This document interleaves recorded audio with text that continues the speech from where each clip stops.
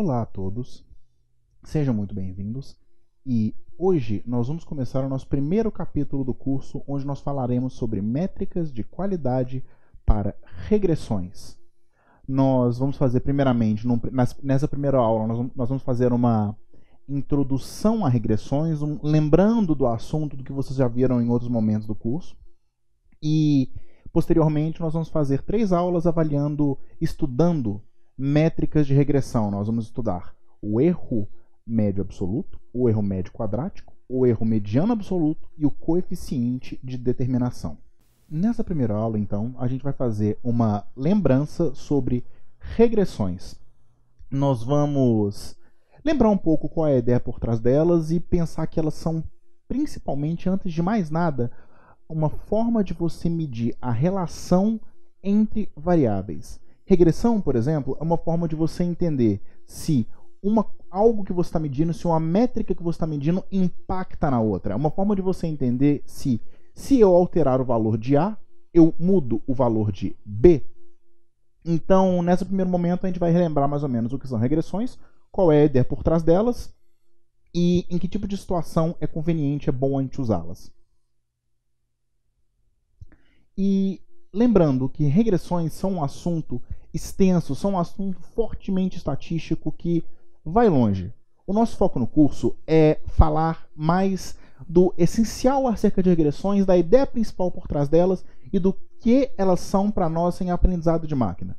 Nós não vamos entrar no mérito de falar de desvio padrão, de variância, de intervalo de confiança. Nós não vamos entrar muito fundo na matemática. O principal foco nosso é entender como que ela pode ser usada, quando que ela pode ser usada e que tipo de cuidado a gente tem que ter na hora de usar. Então, regressões, fundamentalmente, são isso. Uma forma de você estimar a relação entre duas variáveis. Por exemplo, você tem uma casa, você tem um terreno, você tem N características. Você tem, por exemplo, a área do terreno em metros quadrados. Você tem a distância daquela casa até uma via de grande movimento. Você tem a criminalidade naquela área. Você tem, num raio de tantos quilômetros, você tem uma quantidade específica de farmácias, de lojas de conveniência, de lanchonetes, supermercados, sacolões, padarias. Você tem N informações que você pode adquirir quando você está pegando uma casa. E quanto que você consegue associar todas essas informações ao preço com o qual você consegue vender uma casa? Por quê? Se você... Uma casa que esteja perto de tudo, que esteja perto de padaria, de farmácia e tal, é uma casa que você pode vender por um preço mais elevado, uma casa com um lote maior, uma casa mais perto de uma grande via. Intuitivamente a gente pensa, não, essas coisas têm relação. Eu consigo ligar uma coisa a outra, mas o quanto que é ligado? Uma regressão é uma ferramenta perfeita para a gente entender isso, entender o quanto que essas variáveis impactam, estão associadas ao preço da casa. Ou, num segundo exemplo, se você tem um e-commerce e você quer aumentar as recomendações de um determinado produto, quanto que isso vai impactar suas vendas? Por exemplo, você está num site de e-commerce, você compra um livro, e quando você compra um livro, adiciona ele ao seu carrinho, aparece aquele textinho embaixo. Tantas pessoas que compraram esse livro, compraram esse outro livro ao mesmo tempo, gostaria de comprar também? Aí a gente pensa, o quanto que isso impacta nas nossas vendas? Será que realmente impacta muito? Será que impacta pouco? Será que não faz diferença nenhuma? Regressão é uma boa ferramenta para te dar essa pista, para te ajudar a entender esse tipo de problema. Então, regressões, fundamentalmente, são uma forma de entender o presente para estimar o futuro. Você usa os dados que você tem para tentar estimar os dados que você vai ter. E lembrando que regressões você lida com valores numéricos, dados contínuos. Você não lida com classes nem nada do gênero. Mas isso a gente foca em outra hora. Então, regressões. Uma regressão aqui, vamos experimentar uma regressão linear. Nós temos aqui um determinado conjunto de dados, a natureza dele não importa.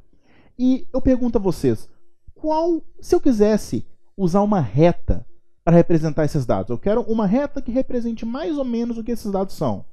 Que tipo de reta eu desenharia nesses dados? Por exemplo, eu posso pegar e desenhar uma reta mais ou menos assim. Eu passei aqui por um ponto, por outro ponto, e eu desenhei essa reta. Finjam que é uma reta, ela está meio torta. Eu posso desenhar uma segunda reta que ela passa aqui. Ou ainda posso desenhar uma terceira reta que passa aqui. Essas três retas são regressões. Mas existem regressões boas e regressões ruins. Ou seja, o que é a regressão nesse caso? A partir dos meus dados, a partir dos meus pontos, eu tentei encontrar uma reta que os represente. Encontrar uma reta que eu olhe para a reta e fale, ó, meus dados têm uma tendência de acompanhar o crescimento dessa reta. Pode ser uma curva também, mas nesse caso a gente fica com a reta. E bem, todas essas retas são regressões. Só que há regressões boas e regressões ruins. E o que a gente vai ver nesse curso, nas próximas aulas, é como que a gente determina se uma regressão é boa e uma regressão é ruim. Olhando para essas retas de cara, na sua intuição, qual dessas três retas é a melhor? Qual dessas três retas melhor representa o que meus dados são? É a reta de cima? É a reta de baixo ou essa reta do meio? Ora, intuitivamente, a gente pensa, é a reta do meio. Por quê? Porque ela está mais perto dos pontos. Ela está mais parecida. Ela está mais ou menos ali, sabe?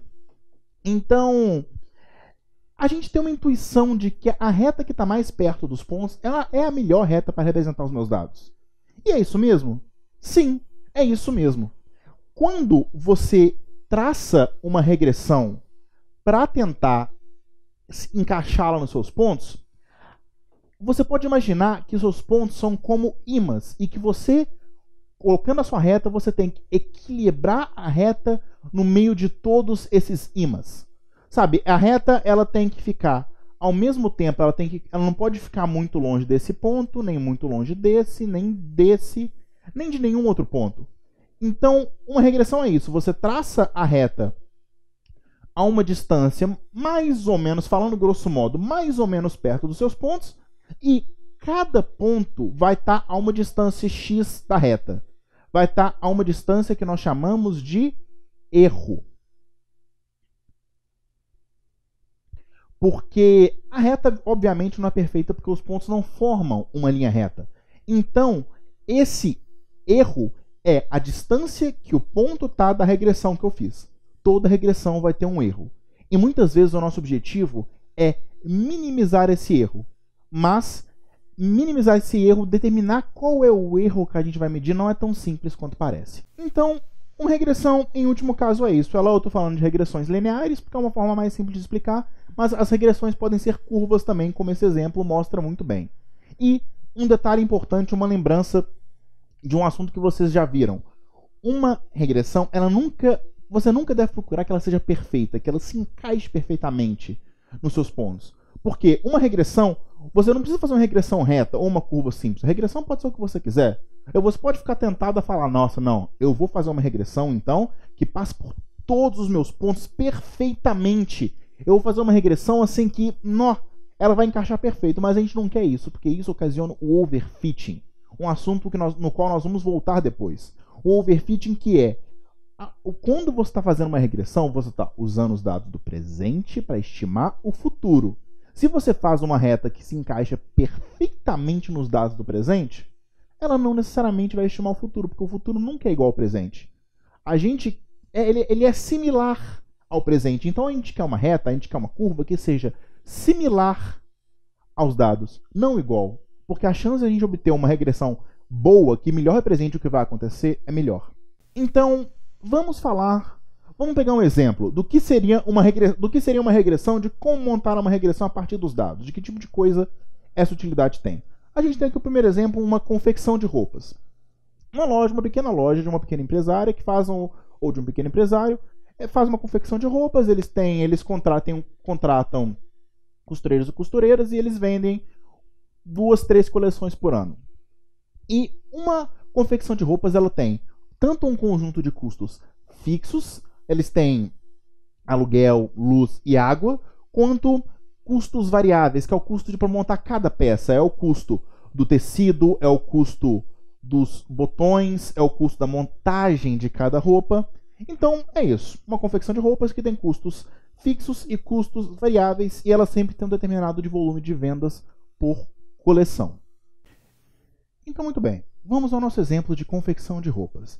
O que a empresária contratou você para estimar é quanto que ela vai gastar por peça. E por que isso? Porque o custo fixo que ela tem, o custo variável dela, que é o custo por peça, que é tecido, montagem, confecção, é um custo que não vai sair de lá. Mas ela tem um custo fixo, que é o custo do aluguel, do espaço que ela ocupa. E aí você tem uma taxa que não é necessariamente direta de calcular. Porque quando você tem... Você pode alugar um espaço que abriga, vamos supor, 10 costureiros e costureiras. E eles fazem determinado trabalho e esse espaço custa tanto.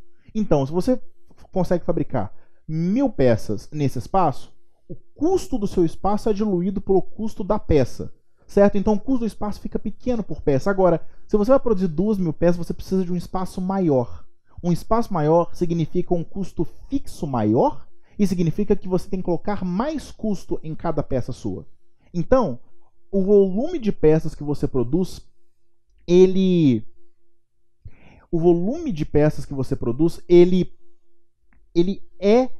influencia diretamente no custo que você está pagando pelo seu espaço, e o que a empresária quer determinar é qual é o preço que ela vai pagar por peça de acordo com o volume de peças que ela tem. A gente vai fazer uma regressão baseada nos dados que ela tem de coleções anteriores. Qual é o preço que você acha que ela deve pagar se ela expandir a produção dela? Então, vamos aqui desenhar uma regressão. A gente tem aqui um gráfico. E aqui, ó, pensa que esse eixo aqui, ele está em 1000 peças. Numa primeira coleção, no momento passado, a empresária produziu 1000 peças. E para 1000 peças, o preço que ela pagou, que ela diluiu do espaço dela, vamos supor números imaginários, que foi de 60.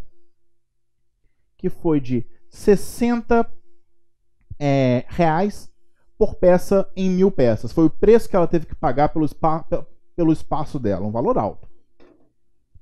Em seguida, ela passou para produzir 2000 peças. E ao passar para produzir 2000 peças, o preço que ela pagou passou para 55. Ficou mais ou menos isso aqui.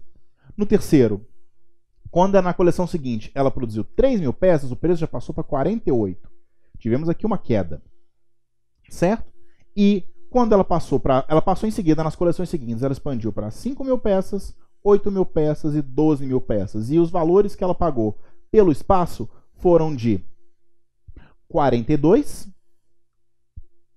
39 e 32. Então, assim, você tem uma relação do preço que cada peça custa para ela na medida que ela expande a produção. Você vê que não é exatamente uma queda muito acentuada, porque na medida que ela expande a produção dela, ela paga mais pelo espaço e isso entra no custo final dela. Certo? Então, nós temos essa situação e você tem que prever, e você vai usar uma regressão para fazer essa previsão de quanto que o custo de cada peça dela vai ser. Nós temos aqui a regressão que nós acabamos de montar e vamos fazer uma regressão. Baseado no que a gente viu antes, o que seria uma regressão boa para isso? Uma regressão boa, vamos supor uma regressão mais ou menos assim. Baseado nisso, você vê uma certa queda, ou você pode falar, não, essa regressão reta, caindo, não acho que vai ser tão baixa. Vamos passar, observem que o gráfico começa no 30. Eu quero fazer uma regressão curva, eu quero fazer uma regressão mais ou menos assim. Ou seja, de acordo com essa regressão curva, se eu extrapolar e for aqui além do gráfico, eu vejo que se ela passar de 12.000 peças para 13.000 ou 14.000 peças, o custo dela não abaixa muito. O que significa que ela vai ter uma estabilidade maior. E ainda que nós olhemos para a reta ao invés da curva, se a gente olhar para a reta, a gente vai ver que, de acordo com a regressão linear, a gente vê que o custo dela cai mais. Só que qual é a regressão que melhor representa os dados dela? A regressão com essa curva ou a regressão reta? É esse tipo de coisa que você, enquanto cientista de dados, tem que saber analisar. Ou seja, em resumo, o que a gente sabe? Regressões são ferramentas que nos ajudam a entender a relação entre um conjunto de variáveis. No caso desse, por exemplo, entre o preço de uma peça e a quantidade de peças que você produz. Se você aumentar o número de peças, quanto que o preço cai? Isso são duas variáveis, você quer entender a relação entre elas. Você pode usar regressão ou regressões para inúmeras coisas, para medir tendências de mercado, tendências no seu negócio. Você pode fazer previsões de vendas, você pode fazer análise de impacto de ações. Sabe, quanto que uma determinada ação de marketing, uma publicação viral, quanto que isso impacta nas minhas vendas, de acordo com o que eu já sei. Regressão é uma ferramenta simples para isso. Com uma ferramenta simples como essa, você já consegue ter um entendimento muito profundo a respeito do que vai acontecer e você tem uma pista muito boa para começar a trabalhar. Na próxima aula, nós vamos ver sobre o erro médio absoluto, a métrica mais fundamental e a primeira para entender as regressões. Nós vamos ver sobre os pontos fortes e fracos do erro médio absoluto e nós vamos ver exemplos calculando esse erro de acordo com as regressões que a gente fizer.